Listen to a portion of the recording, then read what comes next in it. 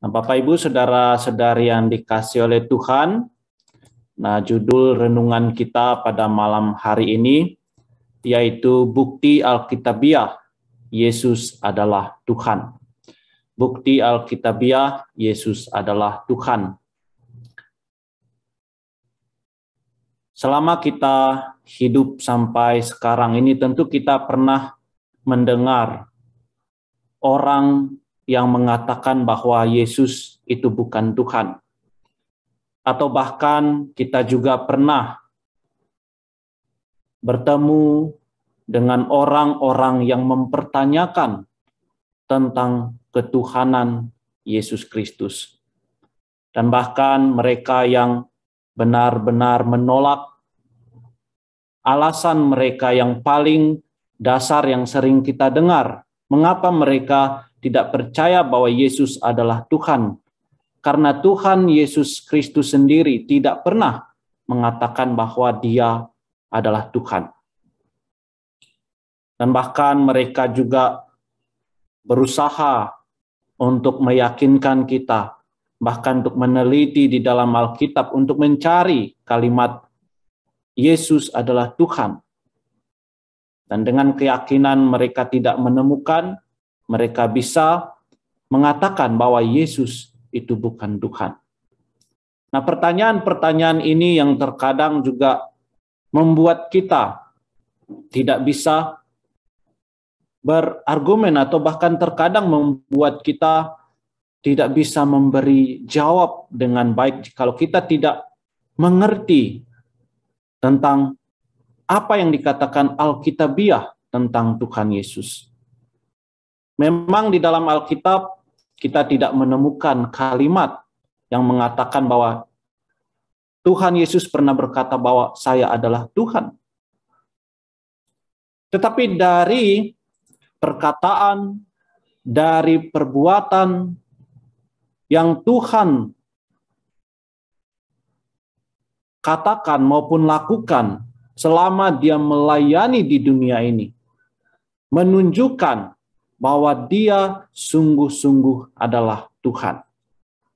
Di malam hari ini kita akan melihat beberapa ayat Alkitab yang menunjukkan kepada kita, yang membuktikan kepada kita bahwa Yesus itu adalah Tuhan. Tentu yang pertama kita melihat di sini dari perkataan Tuhan Yesus sendiri. Memang secara eksplisit Dia tidak pernah mengatakan bahwa saya adalah Tuhan, tetapi secara tersirat di sini dikatakan bahwa melalui perkataan sendiri Dia mengatakan bahwa Dia adalah Tuhan. Nah, jika kita melihat di dalam Yohanes 10 ayat 30, di sini firman Tuhan berkata, "Aku dan Bapa adalah satu." Ini adalah satu ungkapan atau perkataan yang Tuhan Yesus sendiri katakan untuk menunjukkan bahwa Dia adalah Tuhan. Aku dan Bapa adalah satu. Artinya satu esensi, satu hakikat dengan Bapa di surga. Dia sama seperti Allah Bapa. Kuasanya, hikmatnya, dan hakikatnya. Tidak ada bedanya dengan Allah Bapa.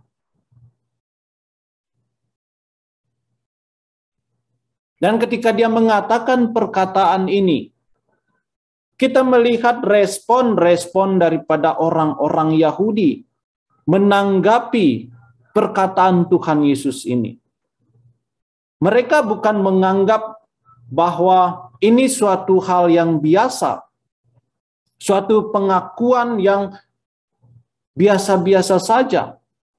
Tetapi bagi mereka, perkataan Tuhan Yesus itu menimbulkan penghinaan terhadap Bapa di surga. Karena Tuhan Yesus menyamakan dirinya dengan Allah. Nah, orang-orang Yahudi mengerti betul konsep daripada perkataan Tuhan Yesus Kristus ini. Dan oleh karena itu respon daripada orang-orang Yahudi, jikalau kita melihat di dalam Alkitab kita di ayat yang ke-31, dikatakan sekali lagi orang-orang Yahudi mengambil batu untuk melempari Yesus. Oleh karena perkataan Tuhan Yesus ini, yang menyamakan dirinya dengan Allah, orang-orang Yahudi tidak terima.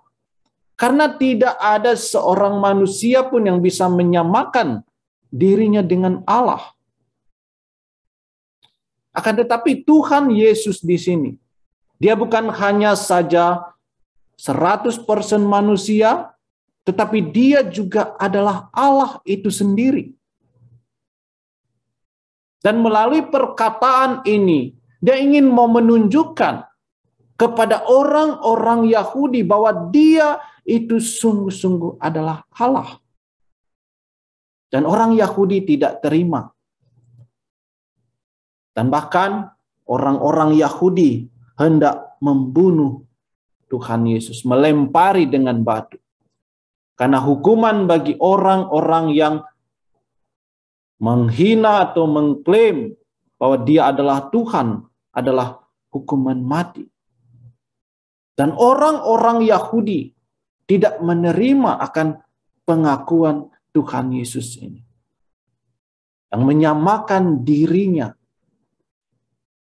dengan Allah Bapa.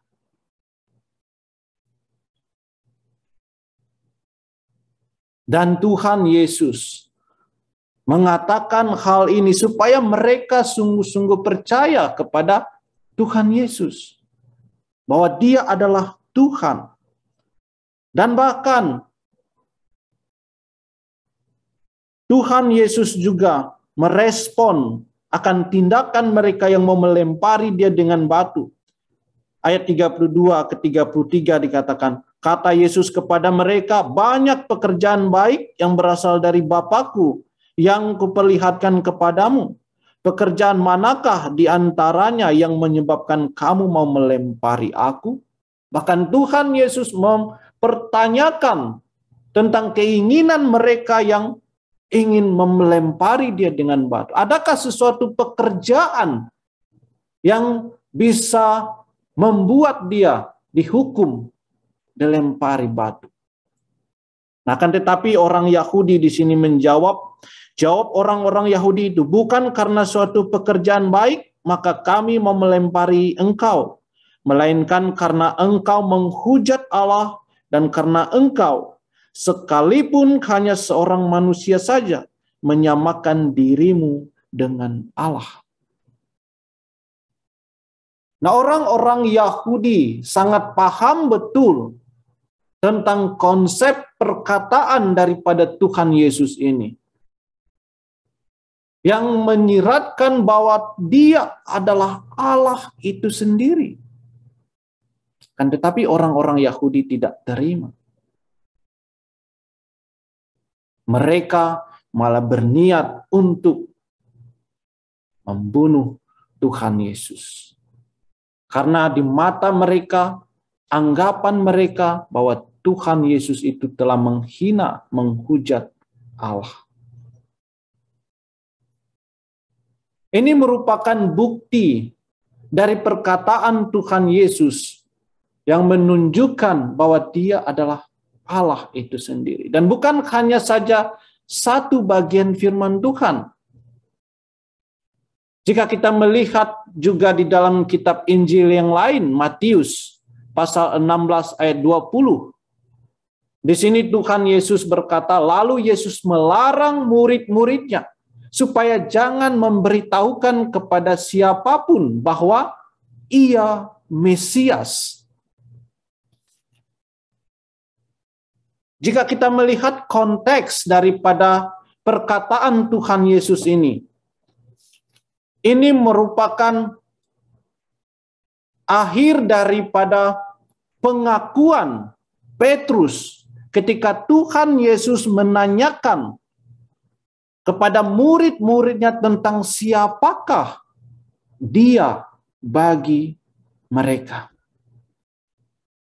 Dan Petrus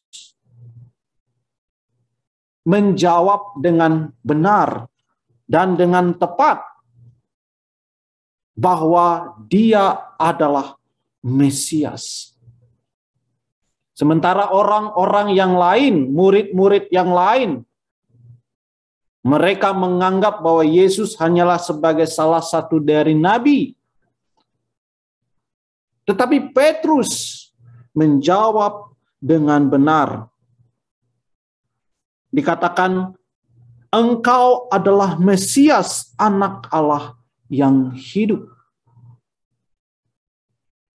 Nah, pengakuan dari Petrus ini memberikan suatu respon bagi Tuhan Yesus. Dia mengatakan kepada Petrus, bukan karena kekuatanmu sendiri, tetapi karena Roh Kudus yang memberikan kau kekuatan untuk mengatakan hal demikian. Dan di ayatnya yang ke-20 dikatakan, lalu Yesus melarang murid-muridnya supaya jangan memberitahukan kepada siapapun bahwa ia Mesias. Mesias adalah seorang yang diurapi, seorang yang ditetapkan untuk menjadi juru selamat dunia ini. Dan kita ketahui bahwa hanya satu-satunya yang bisa menyelamatkan manusia, yaitu Tuhan. Dan Tuhan Yesus Kristus dengan mengatakan hal demikian, membuktikan juga bahwa dia adalah sungguh-sungguh Tuhan Allah ini. Dan bukan hanya itu saja, bahkan kalau kita melihat juga di dalam Matius pasal 4 ayat 7, ketika peristiwa Yesus dicobai oleh iblis. Setelah dia berpuasa 40 hari, 40 malam, dan Tuhan dan iblis membawa dia ke suatu padang gurun dan mencobai dia. Dan apa yang Tuhan katakan kepada iblis? Yesus berkata kepadanya, ada pula tertulis, janganlah engkau mencobai Tuhan Allahmu. Bukankah dari firman Tuhan ini, dari jawaban Tuhan Yesus ini, dari perkataan Tuhan Yesus Kristus ini, menunjukkan bahwa dia adalah Tuhan itu sendiri. Karena dalam konteksnya dia sedang dicobai oleh iblis. Dan dia menjawab, janganlah engkau mencobai Tuhan Allah. Artinya, janganlah engkau mencobai aku, yang adalah Tuhan.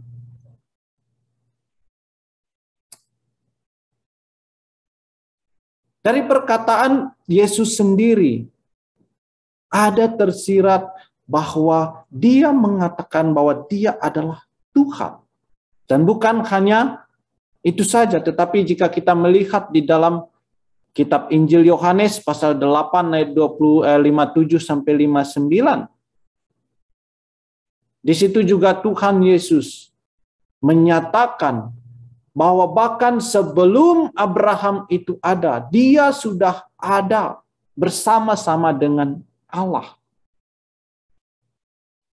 Maka kata orang-orang Yahudi itu kepadanya, umurmu belum sampai 50 tahun dan engkau telah melihat Abraham. Nah, konteksnya di sini ketika Tuhan Yesus berdebat dengan orang-orang Yahudi tentang bapa leluhur mereka. Dan Tuhan Yesus mengatakan sesuatu hal yang di luar akal mereka. Tuhan Yesus mengatakan bahwa aku berkata kepadamu, sesungguhnya sebelum Abraham jadi, aku telah ada. Nah, ini artinya apa? Bahwa bahkan sebelum Abraham ada, sebelum Abraham dilahirkan, Tuhan Yesus telah ada. Dan bahkan jauh-jauh sebelum Abraham ada, atau bahkan dunia ini ada, Tuhan Yesus telah ada. Dan bahkan Dia juga yang bersama-sama dengan Allah menciptakan langit dan bumi dan segala yang ada di dunia ini. Jadi melalui perkataan Tuhan Yesus Kristus, di sini jelas menunjukkan bukti, memberikan kita suatu keyakinan bahwa Tuhan Yesus itu adalah Tuhan.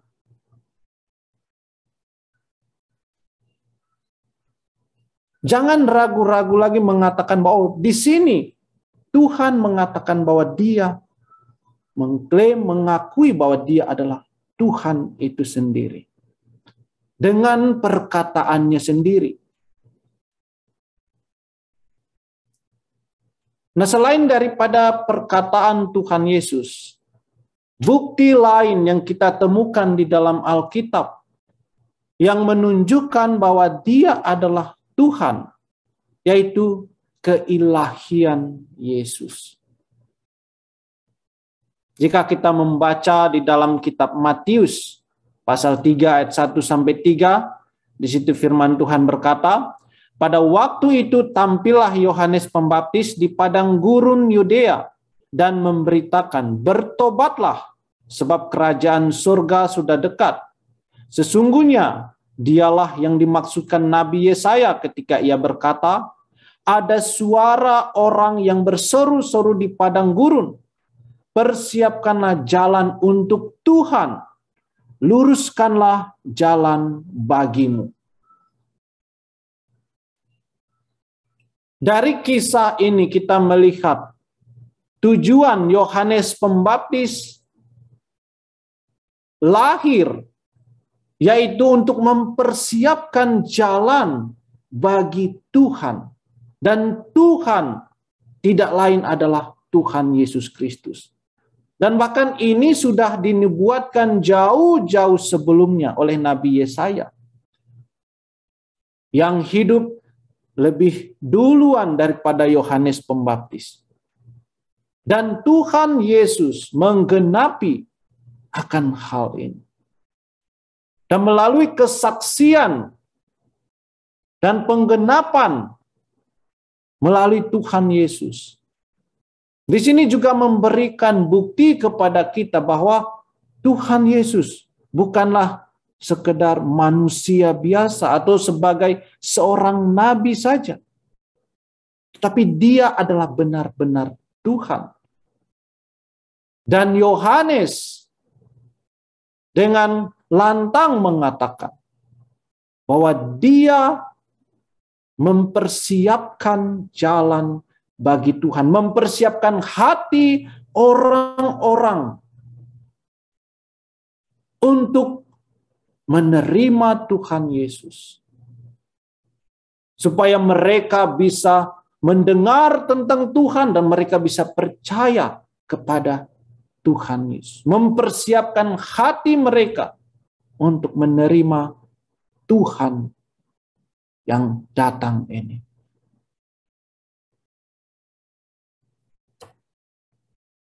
Dan di dalam kitab Roma juga kita melihat bagaimana Rasul Paulus menuliskan bukti yang begitu jelas yang menunjukkan bahwa Dia adalah benar-benar Tuhan. Di Roma pasal 9 ayat 5, mereka adalah keturunan bapa-bapa leluhur yang menurunkan Mesias dalam keadaannya sebagai manusia yang ada di atas segala sesuatu. Dan mengingatkan kepada orang-orang Yahudi tentang keturunan asal-usul mereka, bapa leluhur mereka, dan bahkan Tuhan Yesus secara kemanusiaannya dilahirkan dari keturunan orang-orang Israel. Dan sebagai manusia dan yang ada di atas segala sesuatu, dan ia adalah Allah yang harus dipuji sampai selama-lamanya. Bahkan Rasul Paulus tidak ragu-ragu lagi menunjuk kepada Mesias ini, kepada Tuhan Yesus ini, bahwa dia adalah Allah yang harus dipuji sampai selama-lamanya. Tanpa ada keraguan lagi di hati Rasul Paulus, di dalam pikirannya, mengatakan bahwa dialah Allah. Yesus adalah Tuhan. Bukan hanya sekedar manusia biasa. Dan dialah yang harus dipuji sampai selama-lamanya. Dan dari keilahian Tuhan Yesus ini menunjukkan, memberikan kita juga suatu bukti dari firman Tuhan bahwa dia adalah benar-benar Tuhan. Dan selain daripada itu, selain daripada keilahian Tuhan Yesus, kita juga melihat dari kuasanya atas seluruh ciptaannya. Dan hanya bisa dilakukan oleh Tuhan saja. Dan seorang manusia tidak bisa melakukan. Jika kita membaca di dalam Yohanes pasal 2 ayat 1-11, di mana di situ terjadi suatu mukjizat yang di luar akal manusia, di mana Tuhan Yesus mengubah air menjadi anggur. Air yang benar-benar adalah air putih, air mineral. Dan dalam seketika itu Tuhan Yesus bisa mengubah menjadi jus anggur. Kuasanya atas seluruh ciptaannya memberikan kita bukti-bukti yang begitu kuat yang mengatakan bahwa dia bukan hanyalah manusia biasa, tapi dia adalah Tuhan. Manusia tidak bisa melakukan hal demikian, mengubah air menjadi anggur.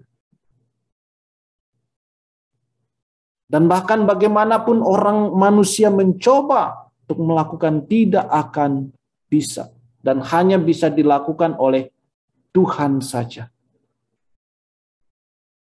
Dan hal lain lagi kita melihat atas kuasanya atas ciptaannya. Dan bahkan dia juga menyembuhkan orang yang tidak bisa berjalan sekalipun dalam sekejap. Manusia, dokter mungkin bisa menyembuhkan orang yang tidak bisa berjalan dengan obat-obatan. Tapi itu membutuhkan waktu yang begitu lama. Tetapi Tuhan Yesus, dia menyembuhkan dan bahkan memulihkan orang yang tidak bisa berjalan sekalipun. Dibuatnya bisa berjalan. Bukankah ini juga menunjukkan bahwa dia adalah Tuhan? Dan yang lebih hebat lagi kita melihat bagaimana dia menghidupkan orang yang sudah mati. Menghidupkan orang yang sudah 4 hari dikubur. Membangkitkan kembali Lazarus yang sudah mati. Siapakah yang dapat melakukan hal demikian selain daripada Tuhan? Tidak ada yang bisa melakukan, menghidupkan orang yang sudah mati. Manusia mungkin berusaha untuk memperpanjang agar dia bisa hidup lebih lama. Tapi walaupun demikian, tidak ada jaminan 100% bahwa dia akan hidup lama. Dan walaupun di dunia kedokteran kita melihat mereka mencoba, yang akhir-akhir ini kita melihat mencangkok atau mencoba membuat uji coba dengan menggunakan jantung babi dimasukkan ke dalam hidup manusia. Mungkin bisa bertahan beberapa hari, minggu. Pada akhirnya kita juga melihat mati. Dan apakah ada orang yang bisa membangkitkan orang yang sudah mati? Tidak ada. Hanya Tuhan Yesus. Dan Tuhan selama pelayannya, dia menunjukkan hal-hal demikian, karyanya atas ciptaannya. Dan bahkan juga dia menenangkan angin badai. Semuanya ini menunjukkan bukti-bukti yang jelas bagi kita bahwa dia adalah Tuhan. Dan bukan hanya saja dia berkuasa atas ciptaannya, tetapi dia juga berkuasa mengampuni dosa manusia. Siapakah yang dapat mengampuni dosa orang kecuali Tuhan? Tidak ada. Tetapi Tuhan Yesus, dia bisa dan dapat mengampuni dosa manusia. Untuk itulah Tuhan Yesus Kristus diutus ke dunia ini untuk menyelamatkan kita dari dosa-dosa kita. Jikalau kita melihat di dalam kitab Lukas pasalnya yang ke-7 ayat 48. Di sini firman Tuhan berkata, lalu ia berkata kepada perempuan itu, dosamu telah diampuni. Nah, jika kita membaca konteks daripada firman Tuhan ini, ya ketika Tuhan Yesus duduk makan bersama dengan orang-orang yang berdosa, dan di situ ada seorang perempuan yang datang meminyaki rambutnya, kepalanya, dan menyeka kakinya dengan rambutnya. Dan Tuhan melihat hal ini. Apa yang dilakukan oleh perempuan ini begitu luar biasa, menunjukkan bahwa betapa dia mengasihi Tuhan. Dan Tuhan Yesus di sini berkata, lalu ia berkata kepada perempuan itu, dosamu telah diampuni. Dengan jelas di sini Tuhan Yesus mengatakan bahwa segala hal hukuman dosa yang selama ini kamu tanggung telah diampuni, dihapuskan.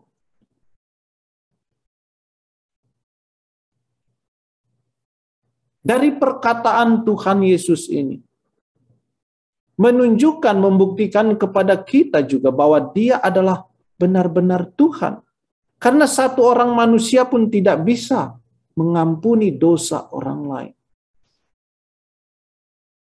Tetapi Tuhan Yesus, dia bisa mengampuni dosa manusia. Dan karena perkataan ini, orang-orang Yahudi yang berada di tempat di mana Tuhan Yesus berada pada saat ini, mereka memahami akan hal dan bahkan bertanya di dalam hatinya tentang siapakah Tuhan Yesus ini. Sehingga dia mengatakan bahwa dosamu telah diampuni. Karena bagi mereka, seorang manusia tidak bisa mengampuni dosa orang lain. Akan tetapi, Tuhan Yesus, dia berkuasa, bahkan mampu untuk mengampuni dosa manusia. Bukankah hal ini menunjukkan bukti yang jelas kepada kita bahwa dia adalah Tuhan? Dan bukan hanya sampai di situ saja, tapi kita juga melihat bukti yang lain yang menunjukkan bahwa Dia adalah Tuhan. Dia disembah. Jikalau kita membaca dari seluruh Alkitab, hanya Tuhan yang bisa disembah. Tidak ada yang lain. Bahkan di dalam perintahnya yang pertama, kita membaca, janganlah ada padamu Allah lain. Artinya hanya satu-satunya Allah lah. Hanya satu-satunya Tuhan yang bisa engkau sembah. Dan kita melihat di sini Tuhan Yesus, Dia disembah. Dan Dia menerima penyembahan daripada anak-anaknya, murid-muridnya. Jikalau kita membaca di dalam kitab Matius pasal 28 ayat yang ke-9. Di sini firman Tuhan berkata, tiba-tiba Yesus berjumpa dengan mereka dan berkata, salam bagimu. Mereka mendekatinya dan memeluk kakinya serta menyembahnya. Ya, jikalau kita melihat konteks daripada Matius 28 ini, kita melihat bagaimana Tuhan Yesus setelah Dia bangkit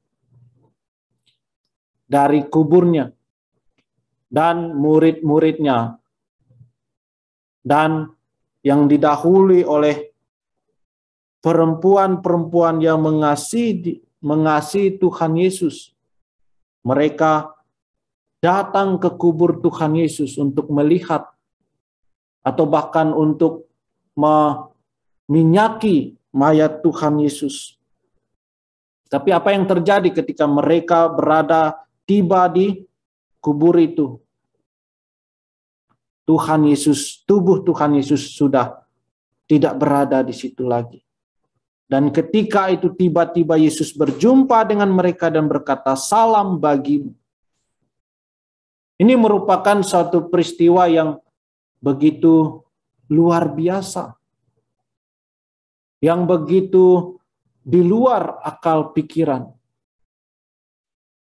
Seketika itu Tuhan Yesus tampil dan berada di depan mereka.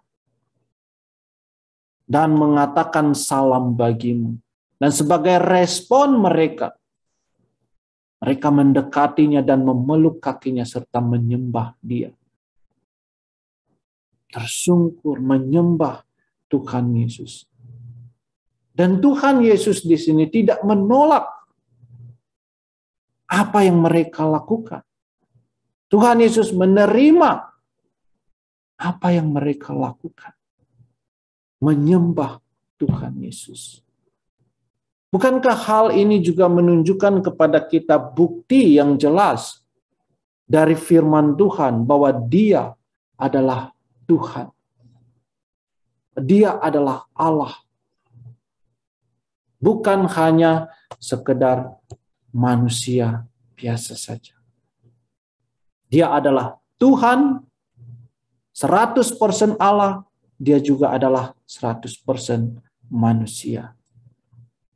Jadi jikalau ada orang yang bertanya kepada kita, coba tunjukkan di dalam firman Tuhan, di mana Tuhan Yesus mengatakan bahwa Dia adalah Tuhan. Kita bisa menunjukkan bukti-bukti dari firman Tuhan bahwa Dia adalah Tuhan. Dalam Yohanes 10 ayat 30, jelas itu Tuhan Yesus mengatakan, Aku dan Bapa adalah satu. Dan bukti-bukti yang lain lagi daripada firman Tuhan. Jadi Bapak Ibu Saudara-saudari yang dikasihi oleh Tuhan, kita melihat sungguh di dalam firman Tuhan memberitahukan kepada kita dengan jelas bahwa Tuhan Yesus, Dia adalah Tuhan. Dia bukan seorang nabi biasa, Dia bukan hanya saja manusia, tapi Dia adalah Tuhan, sungguh-sungguh Tuhan. Ketika kita mengetahui, melihat bukti bahwa Dia sungguh-sungguh adalah Tuhan, apa respon kita? Mengetahui bahwa Dia adalah Tuhan Allah Juru Selamat kita. Apa respon kita? Apakah kita sukacita mengetahui bahwa Dia adalah Tuhan kita dan kita mau selalu rindu untuk datang menyembah Dia? Selalu rindu untuk dekat dengan Tuhan kita? Bukankah ini yang memberikan kita suatu kerinduan untuk selalu mau hidup beribadah kepada Tuhan? Mengetahui Dia adalah Tuhan kita. Bapak, saudara-saudari yang dikasihi oleh Tuhan, kiranya firman Tuhan menolong kita dan bisa memahami firman Tuhan di malam hari ini. Mari kita bersatu di dalam doa. Tuhan Bapa di sorga, kami bersyukur untuk firman Tuhan yang boleh kami pelajari, yang memberitahukan kepada kami bukti bahwa sungguh Tuhan Yesus adalah Tuhan Juru Selamat hidup kami. Bapa, berikan kami iman untuk selalu percaya kepada Tuhan Yesus, dan bahkan berikan kami juga hikmat untuk mengingat firman Tuhan di dalam hidup kami. Sehingga ketika ada orang yang mempertanyakan tentang ketuhanan Tuhan Yesus, kami bisa memberi jawab dengan baik menurut firman Tuhan. Terima kasih ya Bapa, pimpin kami dan sertai kami. Bahkan berkatilah kami di dalam jam doa kami sebentar lagi.